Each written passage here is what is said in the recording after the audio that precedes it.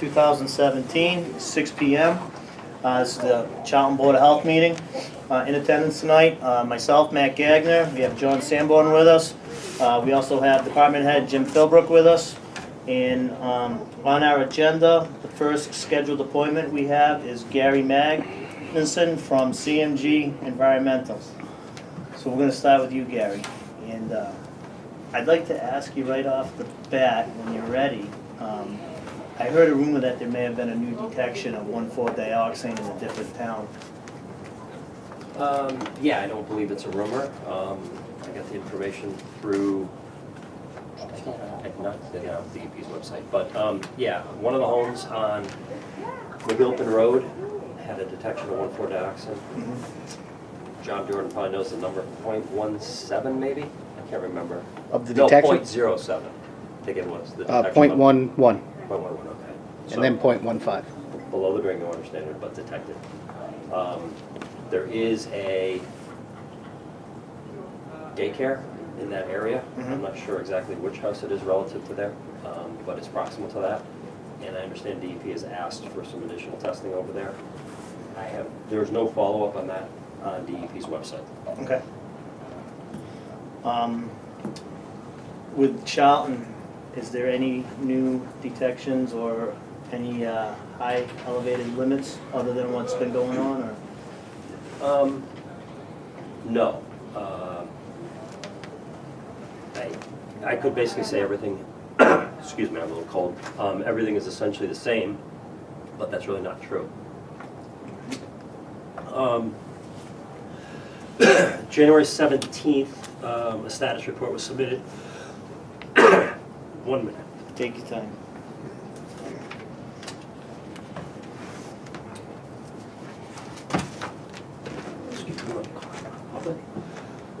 Guess we're gonna be on hold for a minute. It sounds like me a couple weeks ago. Yeah. I was fighting the cold. Yeah. What's going around? Sorry Yeah. about that. No I problem. apologize. So January 17th, Time Bond submitted a new status report, 1,300 pages, a lot of the same information. I thought the most interesting point in there to the residents here would be that 1,4-dioxane's been detected in 3 homes above the 0.3 standard. We kind of continue to hear that. It's about 3 homes that are impacted. I dug through the data a little closer just to provide a little better feeling of how many homes have detections. So in this last status report, there's 10 homes that have treatment systems that they sample. There are those 10 plus 24 or 27 more that they sample monthly because they're within 500 feet. And then there's the 54 homes that are sampled every quarter. 16 homes have had detections or J hits in the November or December sampling event. So when we talk about, detections above, below, there's about 16 homes based on the last 2 months worth of data that are impacted. To me, that's significant. So I put a memo together with a lot of the same information. If I could speak clear, I'd go through the whole thing. But I thought that was kind of the most important point. If there's any specific questions, I'll try to answer them. So when you say impacted, is that through a variety of VOCs or 1,4-dioxane? I looked only for VOCs or 1,4-dioxane. The quarterly testing tests for metals and all kinds of other things. Mhm. I didn't get into that because I think the prudent discussion right now is the VOCs. Okay. I think the other thing that's important to note, I brought this up last month with the review of the Phase 1 report, is that the disposal site boundary as defined in this report does not include the landfill. It still doesn't include the landfill. We've discussed that with DEP. Haven't gotten anything in correspondence back, but I'm not sure they're in agreement with that either. That the disposal site boundary doesn't include the landfill. Because the contaminants of concern that are found in the homes on H-Foot Road are also found in the landfill. And this report continues to focus on the problem area as H-Foot Road and not the landfill. So that is essentially the key points of the document. I think everyone here probably knows that on January 9th, Sanborn Head and Associates submitted the response to comments to to the site suitability report. That's been reviewed. I had some questions and comments on that, and I know DEP is in the process of reviewing that. I expect, do you know the date, Jim, that they have, it's either 30 or 60 days they have to, DEP has to respond back. And I know that they're working diligently on that. It's 60 days, I think. 60. I did send a letter on your behalf that you know about also in regards to something that you have to review and you looked at, so. Yeah, and a lot of the comments made by the Charlton Board of Health were referenced in response to a lot of other comments as well. So many of the residents had very similar questions that they asked, and the format was, in the response to comment, the format was they listed every single person's question, and then they gave a specific answer to it. And a lot of them tied back to Charlton Board of Health question 3, Charlton Board of Health question 4 response. Now, it's up to everybody's opinion as to what you think of those responses, but there are responses to every question. Gary, I saw this two-page memo or whatever. Yes. Are there copies there for some of these folks? Yes, there are. Okay. Yeah. I just wanted to make sure that Yeah, if and these are all I can make more. emailed over and publicly available if anybody wants them. Thank you. Okay, anything else you wanna bring us up to speed with? That's everything for Edgefield Road that I'm aware of. I know there's things going on in other towns. I've been directed to help the town of Charlton understand what's going on, so I've kind of, I don't want to say put blinders on, but I'm not really focusing on the issues in the other towns. I think it's relevant that there are detections on McGilpin Road. You know, I'll peripherally keep cognizant of that data, but other than that, I'm really focusing on the residents here in Charlton to make sure that you know, these issues have been handled correctly. Oh, the other point that's relevant, to give you some credit, is the courtesy bottled water, as we all know, is continuing for 3 more months. So I did reference that in the slide. I have a question. You referenced the house on McGilpin Road that had the 1/4 direction detection. How far is that from the landfill boundary? Do you know roughly? I It's know not you're not very far. focusing on it, but I've looked at it, you might know, John, It's just over a mile. yeah. just over a mile. Okay. And how far are the closest houses on H-Foot or Eleanor? Well, Roughly. some actually about the landfill. But Yes. the ones that with detections, there's discussions 1,000 feet. Okay. Little over. Significant topographic differences as well from McGilpin Road to Edgefoot Road. Off the top of my head, I'd guess McGilpin Road is a couple hundred feet lower topographically than Edgefoot Road. We're, some on H-foot are about a little more than a half mile from the landfill. Okay. Just curious. Thank you. Anything else you wanna add? No, I don't have anything else to add. John? Yeah, along the same lines, and I was writing some stuff down, I may have missed it.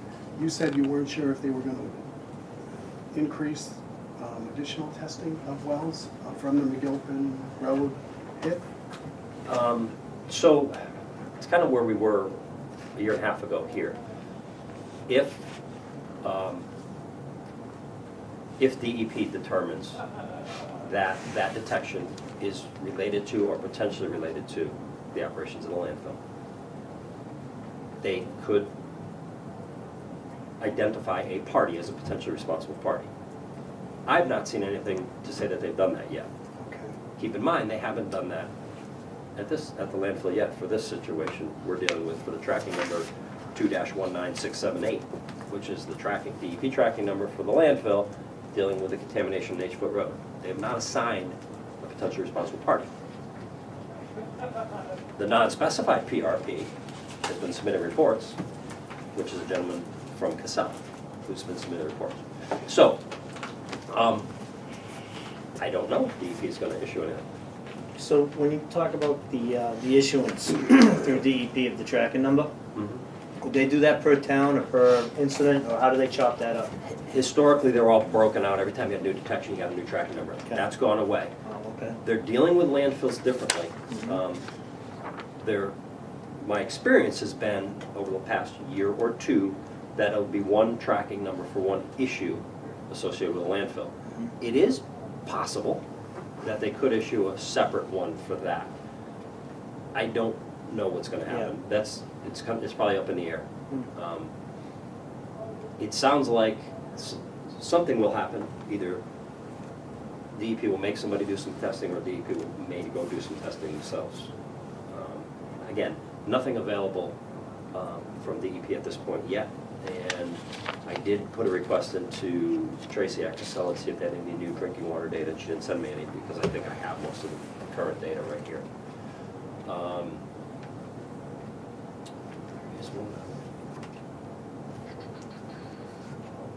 I think there's anything else that's relevant. I think those are the main points. Yeah, and I don't think this board is really asking you to pursue what's going on in Sturbridge. No, I was just curious just to see, because Yeah. I wasn't sure. It'll be peripheral, and I'll keep on top of it. In other words, if there is testing done and it's associated with that track number, it's gonna be on the web, I'll pull it down. I do go there once a week and see if anything's relevant. I usually put a call into Kevin Dowster every once in a while to see what's going on, if there's anything relevant that's not posted.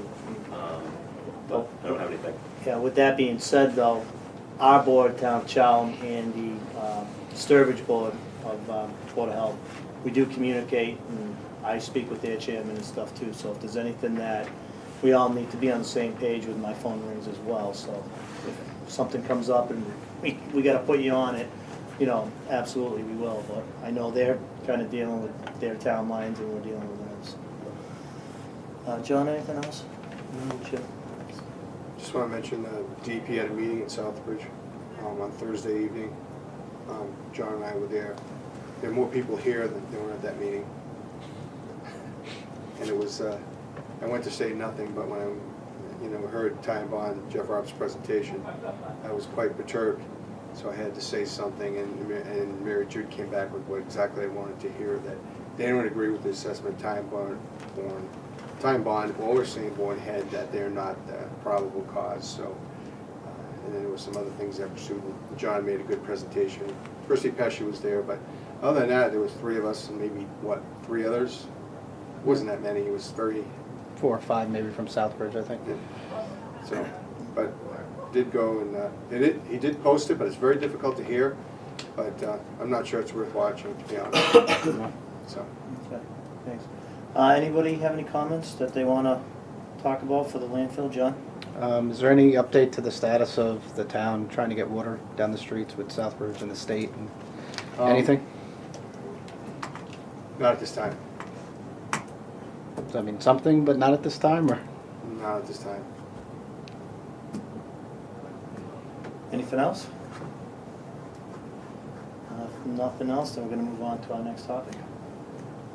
Which, Gary, we're gonna stay with you and move on Flint Road, I or want to talk a little bit about the landfills. Flint Road, Charlton? Yeah. You guys are the proud owners of 2 landfills on Flint Road. January 24th, dated today, we submitted a Q4 2016 results for the landfill gas sampling at the capped landfill. Pretty innocuous document, not much going on, everything's the same. So this is just landfill gas, no groundwater, no